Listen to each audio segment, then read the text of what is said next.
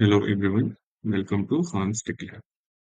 Today we will learn how to check whether a schema is already available in the database before we create any schema. This applies for both schema and table. For example, in the previous video, we have created a schema called first schema. And you can see here the schema is available in the database now. So now, if I try to create this same schema again, it will throw an error. So there is a condition, create a schema, if not exists. And if I run this one, it will give us a warning that it will not create it because it is already existing. So same applies for the table as well. So if you can see here, there is a table called patient. And if I try to create table patient again, it will throw us an error.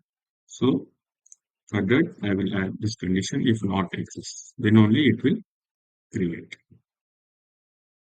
So as it is already present, it will not create now. And suppose if I drop this table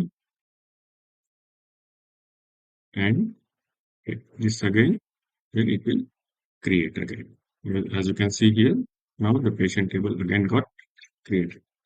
So why we need this if not exists condition if there is nothing much difference while adding it or not adding it. You can see the message is same almost. Can't create database for schema. Database exists. It is the same message even with the if not exist condition. Same for the table. So there are several reasons. One of them is error preventions. So adding this condition will ensure that errors that caused by trying to create duplicate tables are avoided. Is one thing.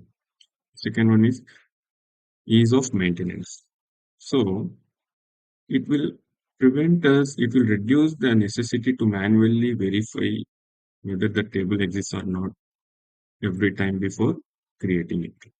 Third one is automation. For example, we are running a script or some dynamic application we are running.